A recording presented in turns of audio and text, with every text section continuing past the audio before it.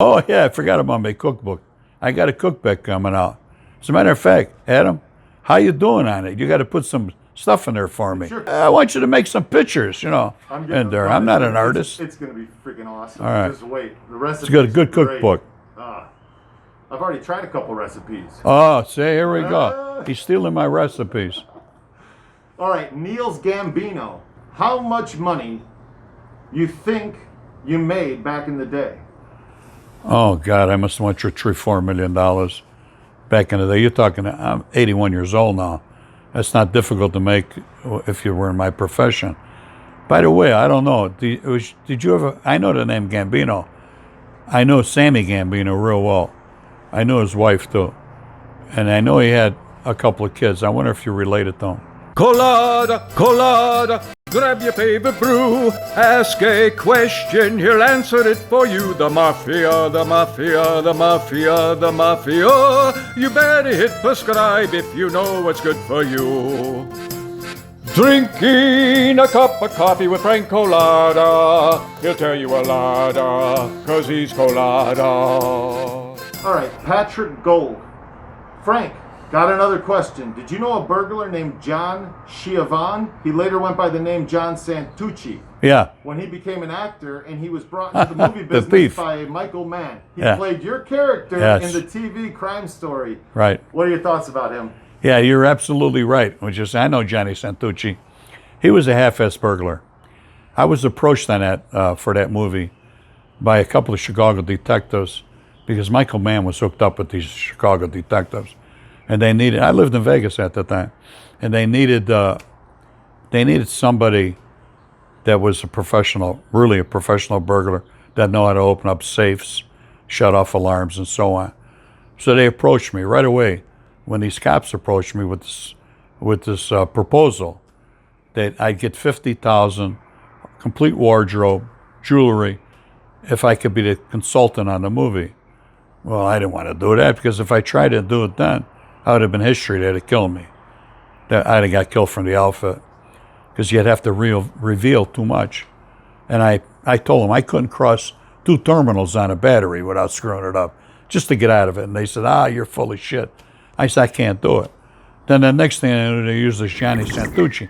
Now, I met this kid 3 times before I did the movie. His parents owned a pizza joint. He used to steal with a guy by the name of Brown. That guy Brown was in the movie with him. They were half-ass burglars, but they were out there. I really don't want to knock them that bad, but they weren't on our level. And he was more or less a guy that would like to hang around with guys like us and steal with guys like us. But I'd never done anything with him. I did hear that he stole the clothes when they were doing the movie, and they gave him some jewelry, and he never returned the jewelry. They give you a hoop, diamond rings, pinkies, and he stole that stuff. He died, from what I understand. Okay. Not for that, Patrick has another question. Frank, did you know Leo Rugendorf? He was the biggest fence in Chicago during the 60s. He had a lot of burglar crews working for him. It later came out after he died in the early 70s that he was an informant. No, I'm sure I didn't know him because I probably got arrested then if he became an informant. No, I didn't know him. The name doesn't even sound familiar with me.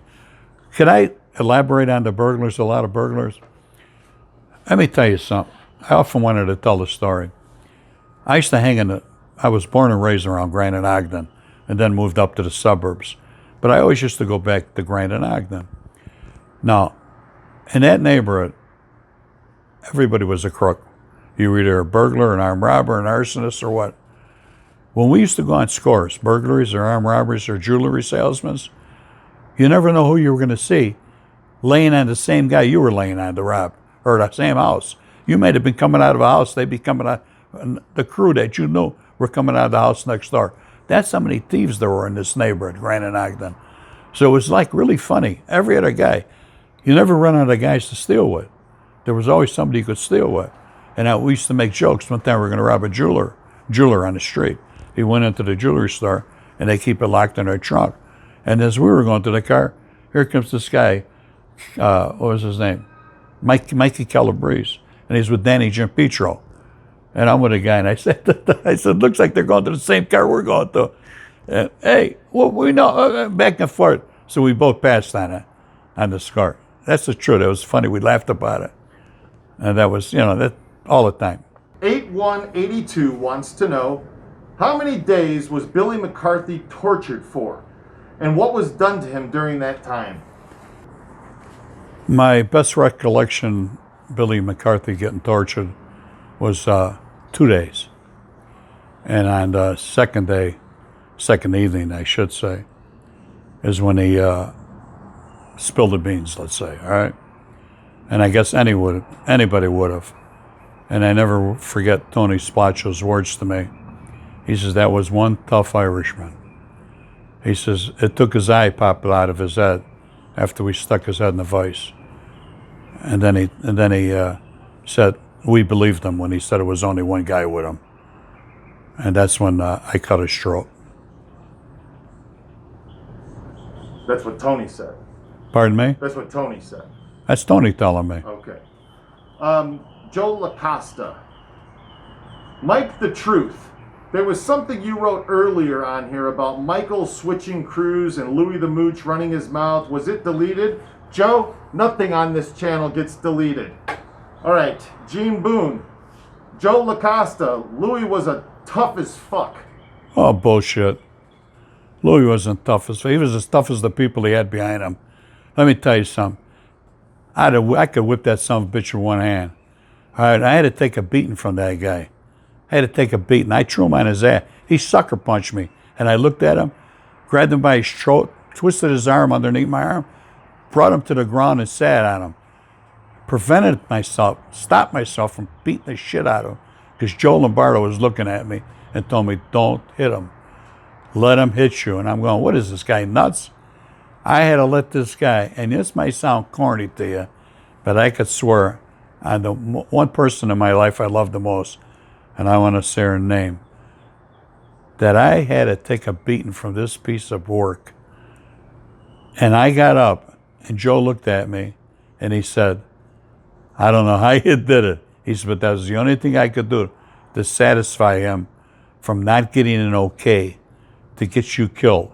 He says, because if Joey Aiuppa was here, Joey Aiuppa would have okayed it. And I said, why? He says, because he is a big earner. He brings a lot of money in. And Joe Aiuppa, he would okay a ham sandwich to get hit. And he said, man, you're tough, he told me. He said, let me give you some money to go. I don't need your fucking money. I'm sorry, my language. I said, I don't need your money, Joe. He said, listen, Frankie, put it on the shelf because tomorrow you might be able to take it off the shelf. Now, you know what he's talking about, don't you? Tomorrow, Louis might mess up. Then I'll have the opportunity to get even. And it won't be just a beating. Tough? No, he wasn't tough. He wasn't tough at all. As far as I'm concerned, he wasn't tough. I can't stand him. And I'm glad he died of prostate cancer. Okay. Paul Warren asked, how do you ask a question to be answered in the episode? Guess what, Paul? You just did. Neon Vacation has a question. I was wondering what you think of the Mob Museum and do you visit it? Thank you, sir. The Mob Museum, I helped put it up. They used all my input when it first went up. So I had a lot of influence there. But then they changed management. And when they changed management, they have their own different ideas. So for a long time there, they never had my picture up there as, well, they had it up there as a government informant. And I changed that. I said, you can't put me up there as an informant. There's a big difference. So I had them change it to government witness, which was very difficult to do. It took a year for them to pull the posters down and redo them because they're tight with money. They want everything free. They don't want to put nothing out. So donations. Then new management took over. So of course they suck your blood. I'm on the monitors in there. Everything's changed. I'm a big show in there. Now they got me on the wall in there where it says I'm a made man. All right? That took about 3 years to do that. And I just said, look, if you're going to need me so much, you need to put it right. You got this wrong. So they finally changed it. Now there's a motive for everything they do there. You know, they ain't going to pay you. They don't pay you. You get nothing over there. So I did so much for them. And I don't want to tell you right now, I'm a little upset with them. I'm not telling you not to go there. I want you to keep on going there. My beef with them is my problem. All right? It's got nothing to do with the attraction there. Keep on watching it. Okay, Elizabeth Frantis. She wrote, "You're a witness to history most never knew of. The last man standing. I'm glad you're here sharing your experiences online. Stay healthy." Thank you very much. I appreciate that. What are you going to do when I'm gone? Mikey D. Have any good Mike Swiatek stories? Well, you know, we used to call him Balloon Head, but I hate to make his head any bigger. Let me tell you something about Mike Swiatek. I stole with a lot of guys. This was the most creative thief I've ever stole with. There's none better. He was a Polak, and he was a good-looking guy, I'd say. But I always said, and I say it to today, and I know Mikey don't like me no more, but I could understand that. He was probably the best thief that I know of in Chicago. Creative, as I said. There was robberies that this guy and I pulled that you go to the show, the movie theaters, and watch. I think they copied. This guy would create things. He was a genius. He put things together, like the cars, the equipment we use, explosives. He taught me. I learned from him how to rig cars with dynamite. This guy was a master of all trades. He was very good. Frank, earlier you said in a lot of Culotta, part 1 or part 2, that Jeff Fort, you met him in prison, and that when you got out, you did some work for them that they couldn't do with the professionalism that you could do that work. Can you tell us about a job that you did for him? Yeah, I actually met Jeff Ford through this guy's name was Stephen Steffens. He was a hitman for Jeff Ford. And I met him in the Cook County jail. And then I met Jeff Ford because he introduced me to him. I had a lot of influence in jail there. And we got to be close and tight. You know, we rapped together. They like gangsters. They like Italian gangsters, you know. It was all about Hollywood, let's say, you know. They put this label on us that all Italians, that's not true. All Italians ain't gangsters, you know. Anyway, and we discussed things, and there was things that they couldn't do. They didn't have the knowledge of doing them. Like, say, they were very crude if it came to arson, burning places down. And if you're going to collect for insurances, you have to, you know, the people have to have it done professionally so it looks like it wasn't an arson setup. So we traded phone numbers in there, and which, you know, back then there was no cell phones. So I got one of their numbers, and I said, the one guy was going to get out. And I said, I'll contact you once I'm out. Well, by the time I got out, I was living in Vegas. And I contacted him when Tony wanted to know if I could use he could use some black guys to start a race riot in Vegas because the cops killed this kid, Frankie Bluestein. And I told him, yeah, so that sort of clicked the thing in my head about these guys. So I called him up and told him. And he said, yeah, we're ready whenever you want us to come down there. He said, by the way, he said, are you coming back to Chicago anytime soon? And I said, yeah. He said, come and look me up. I got something I want to discuss with you. So when I got back to Chicago, I did. And he told me that they knew a minister that owned this big supermarket in a potentially all black neighborhood. And he couldn't very well put anything else in there because it would be a little difficult to shop in a very bad neighborhood. He said, the guy wants to give me $20,000 if I could burn his store down. So I went to this grocery store and I met this legitimate minister, a very religious man, believe it or not. And I got along with him well. But we left the store and we met. He didn't want to talk business in the store. So we met at a restaurant in the suburbs. And he told me what he would like me to do. And he said he'd give me $10,000 in front. And then the $10,000 after he collected from the insurance policy. Well, I know he wouldn't renege on me because of the people that were involved in none of this. They weren't going to get no money. So I told him, yeah. So he gave me the keys to the back, to the doors. I told him that I was going to go through the back door. Now, the back door is in an alley. I don't know if people are familiar with alleys. They have an alley, they put their garbage cans in, garbage trucks go down there, and so on. It's not like a street, a main street. So I was with another guy, which I don't want to tell you his name. And going to that neighborhood, it was like 5 below zero. It was cold. I think it was off of Damon and Lake Street. They have that overpass where the L goes over. Scary as hell, neighbor. Scary. Of course, it's cold. Nobody's out. And if they're out, they're all wearing hoodies. Back in them days, if you wore a hoodie, you'd get arrested. But when it's 5 below zero, the cops didn't even get out of the car. So I let the guy stay in the car with the police calls, and I had my dynamite and my solution. I call it solution, which would be diesel fuel and gasoline. 3% gas, 2% diesel fuel. I mixed them together. And I hooked the explosive onto them, set them in the center of the room. Why? Center of the building. Because when it blows up, it would suck it in. I didn't want anything to fly out into the streets or into the alley or hit any cars that went by and say there was a pedestrian kill anybody. I was very cautious of that. Didn't want to kill any bystanders. So it was very scary walking down that alley. But I really was more worried about the guy in the car, listening to the police radio. He's in a cold. He can't keep that car running. He's freezing his butt off out there. I wonder if he gets spotted by somebody. They might rob him in the car. So I tried to do it as quick as possible without blowing myself up. There's a procedure I went through. I don't know if I want to go through it. I don't want to teach anybody anything. But I always wanted to make sure that if you put it on a timer, that before I inserted the cap in the dynamite, whatever you use, the canister, that I tested it first with the timer. When I hold the blasting cap a little ways away from it. If I did it and it didn't go off, then I know it was solid. I was good. Then I'd stick it in there and get the hell out of that building. And that's what I did. And I left the door open.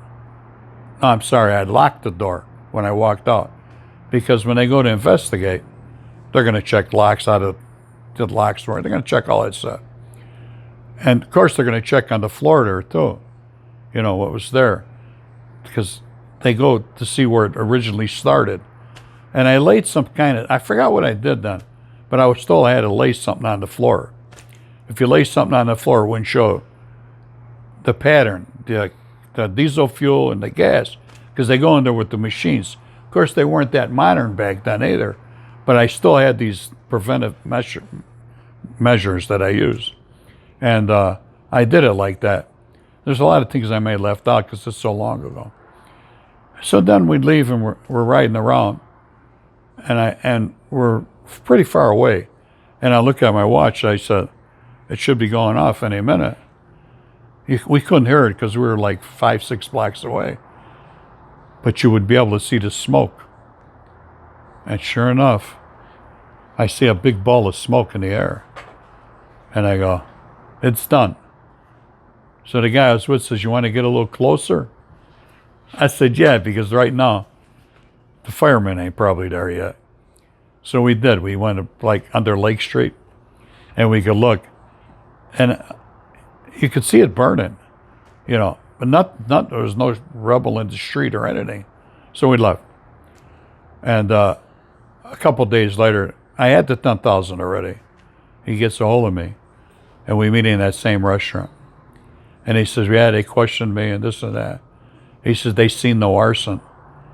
You know, they didn't see any signs of arson. He said, did a good job. Whatever you did, brother, you did a good job. May the Lord bless you. I was laughing my butt off. I said, when am I getting that next 10G? He says, I got to collect from the insurance company. As soon as I collect, you got it. I said, all right. He got it. It took about a month. And I come back and pick it up the other 10. Never worried about it a bit. He said, I got another one too I want to do. I said, you better wait on that one. That was it. On your way out of the store after you had this timer set and you're running towards the door, did you stop for anything? Yeah, I stopped. I got a candy bar. That's the truth. I got a candy bar. I got a sweet tooth. And I grabbed the candy bar. Actually, I grabbed 2 of them.